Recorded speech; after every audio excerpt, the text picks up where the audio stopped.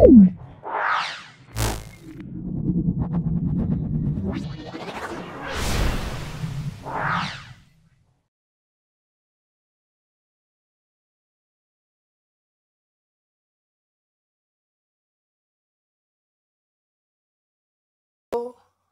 High school, Barlow girls high school দেখে নাও।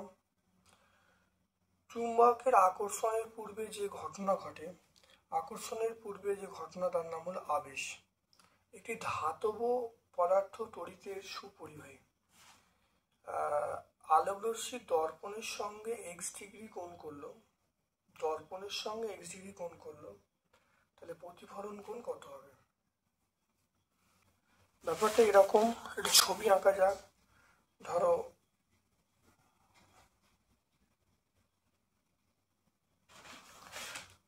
তাহলে দেখে নাও, এই দর্পণের সঙ্গে আলোকরশ্মি কত কোণ করলো? এক্স ডিগ্রি কোণ করলো। এবারে এই যে কোণটা অভিলম্বের সঙ্গে কোণ কত হবে? সেটা 90 ডিগ্রি মাইনাস এক্স ডিগ্রি। তাহলে দর্পণের সঙ্গে কোণ করছে এক্স ডিগ্রি, তাহলে অভিলম্বের সঙ্গে কোণ হবে 90 ডিগ্রি মাইনাস এক্স ডিগ্রি। তাহলে আমরা বলবো এইটা অপশন সি। কোনটি পরিবেশ বান্ধব শক্তি নয়? সৌরশক্তি, তারপর দেখো মাটির নিচে তাপ শক্তি, জৈব শক্তি, জীবাশ্ম জ্বালানি থেকে প্রাপ্ত শক্তি। জীবাশ্ম জ্বালানি থেকে প্রাপ্ত শক্তি এটা হলো পরিবেশ বান্ধব নয়। ইলেকট্রিক, দেখো ইলেকট্রিক ফিলামেন্টে, ইলেকট্রিক বাল্বের ফিলামেন্ট তৈরি হয় টাংস্টেন দিয়ে। চুম্বকের মেরু এবং উদাসীন অঞ্চল কাকে বলে? চুম্বকের মেরু উদাসীন অঞ্চল কাকে দেখে নাও।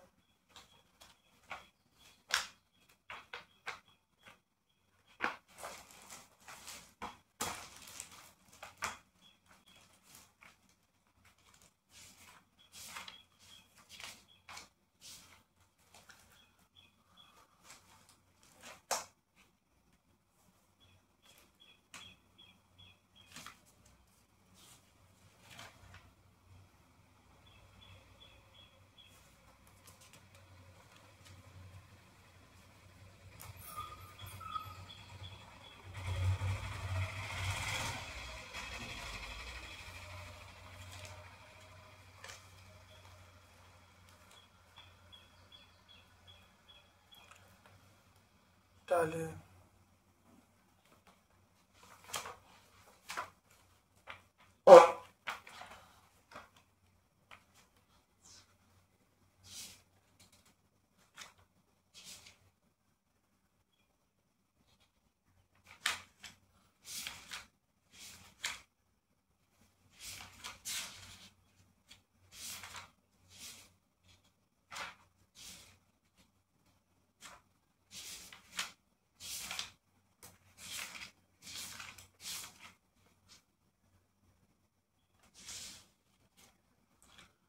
চুম্বকের মেরু, দেখো চুম্বকের দুই প্রান্তে যেখানে আকর্ষণ ক্ষমতা সবচেয়ে বেশি তাকে আমরা বলবো চুম্বকের মেরু।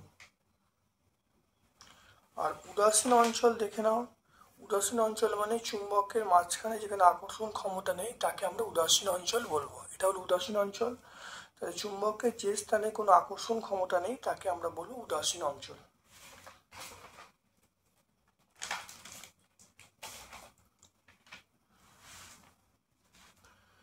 তারপরে চলে এসো, সৌরশক্তি ব্যবহারের দুটো সুবিধা লিখতে বলছে আর দুটো প্রচলিত শক্তি উৎসের নাম লিখতে বলছে। শক্তি ব্যবহারের সুবিধাগুলো কি কি? এক নাম্বার হলো ভান্ডার অফুরন্ত, নাম্বার 2 হলো পরিবেশ দূষণ ঘটায় না, আর নাম্বার 3 হলো সৌর শক্তি আবদ্ধকরণে সৌর প্যানেলগুলি ছোট জায়গার মধ্যে বসানো সম্ভব।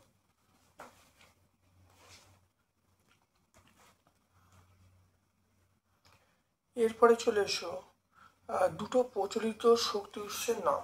এটা আমরা কয়লা বলবো, কয়লা বলবো, খনিজ তেল। কয়লা বলবো, খনিজ তেল বলবো, এটা প্রচলিত শক্তি উৎস। আলোর প্রতিসরণের চিত্র অঙ্কন করে আপাতিত রশ্মি প্রতিষ্ঠিত আপাতন কোণ প্রতিসরণ কোণ চিহ্নিত করতে বলছে। এই চিত্রটা আঁকতে হবে। এই চিত্রটা এঁকে এখানে আমরা আপাতিত রশ্মি, প্রতিরশ্মি, আপতন বিন্দু, অভিলম্ব, প্রতিফলক, আপতন কোণ, প্রতিফলন কোণ, এগুলো সব দেখালেই কিন্তু এই চিত্রে এসে যাবে। এই কোণগুলো তোমাদের আঁকতে হবে না, তোমরা সব আঁকবে, এঁকে খালি চিহ্নিতকরণ করে দেবে।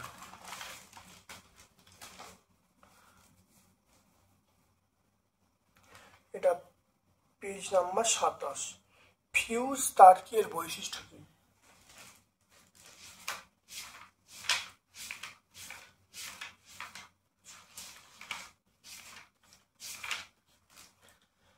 দেখে নাও, ফিউজ তার যে কোনো বৈদ্যুতিক সার্কিটের নিরাপত্তা দেওয়ার জন্য ফিউজ ব্যবহার করা হয়। এর যে বৈশিষ্ট্য, এটা হলো আমরা বলবো গলনাঙ্ক কম, রোধাঙ্ক বেশি। তাহলে আমরা বলবো ফিউজ তারের বৈশিষ্ট্য হলো গলনাঙ্ক কম, রোধ বেশি। তাহলে আমরা কি বলবো? গলনাঙ্ক কম বলবো, রোধ বেশি বলবো। পেজ নাম্বার 61 আমরা পেয়ে যাব। লাইফ সায়েন্সের পোর্শনে চলে এসো। মূলের ডগার টুপির মতো অংশকে আমরা বলবো মূলত্র বলবো। মূলের ডগা টুপির মতো অংশকে আমরা মূলত্র বলবো। দুটি পর্বের মাঝখানের অংশকে আমরা বলবো পর্ব মধ্য বলবো। আমরা বলবো পর্ব মধ্য। ফল তৈরি হয় ফলের ড্যাশ অংশ থেকে। ফল তৈরি হয় ফলের ড্যাশ অংশ থেকে। ডিম্বাশয় থেকে ফল তৈরি হয়। তাহলে আমরা বলবো ফল তৈরি হয় ডিম্বাশয় থেকে। তাহলে ফল তৈরি হয় ফলের ডিম্বাশয় থেকে, এটা ডিম্বাশয়। গাছের খাদ্য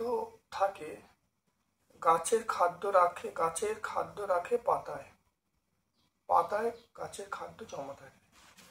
তেঁতুল হলো ড্যাশ, তেঁতুল যৌগিক পত্র। তেঁতুল হলো যৌগিক পত্র। পাতা কি কি কাজ করে? দেখো পাতার কাজগুলো, এটা আমরা এখান থেকে পেয়ে যাব। খাদ্য প্রস্তুত করে, খাদ্য পরিবহন করে, পত্রফলকে খাদ্য ধরে রাখে, গ্যাসের আদান প্রদান করে। তাহলে এগুলো কাজগুলো পেয়ে যাব। খাদ্য তৈরি করে, খাদ্য জল পরিবহন করে, পত্রফলককে ধরে রাখে, গ্যাসীয় পদার্থ আদান প্রদান করে। এগুলো ছাড়া বংশ বিস্তার করে। তারপরে দেখতে পাচ্ছ খাদ্য সঞ্চয় করে, বিভিন্ন কাজ আছে। এরপর চলে এসো, এটা আমরা পেয়ে যাব পেজ নাম্বার 194 পেয়ে যাব। পাতার ছবি এঁকে বিভিন্ন অংশ চিহ্নিত করতে বলছে।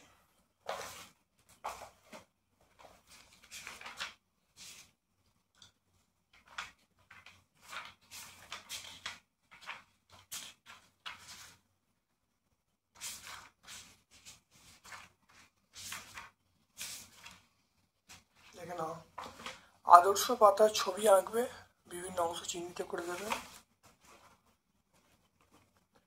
সাপ কেন প্রায় জিভ বার করে থাকে?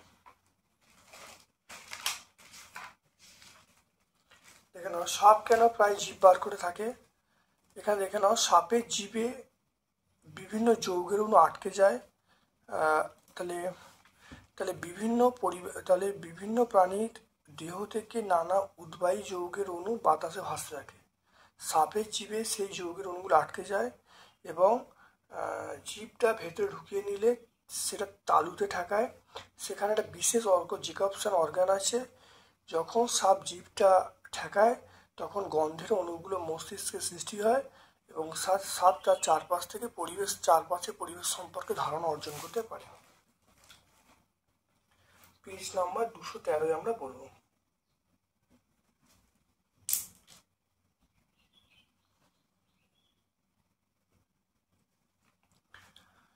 এরপর দেখো, ইতর পরাগযোগ কাকে বলে?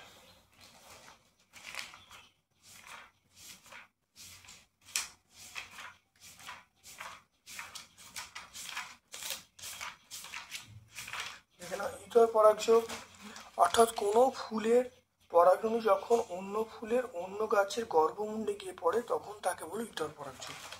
এটা পেজ নাম্বার 210-এ আমরা পাবো। আচ্ছা, ফুলের গর্ভকেশর চক্র কি কি অংশ নিয়ে গঠিত?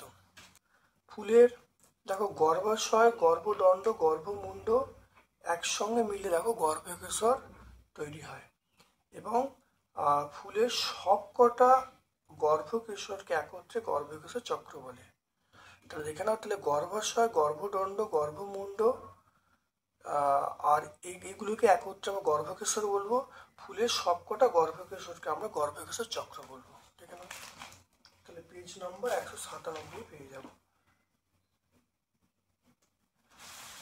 তাহলে এই স্কুলটা আমরা সম্পূর্ণ শেষ করলাম। ভিডিওটা প্রথম থেকে শেষ পর্যন্ত দেখো, অত্যন্ত কার্যকরী ভিডিও। আমার পক্ষ থেকে সকলকে ধন্যবাদ এবং শুভ কামনা জানাচ্ছি।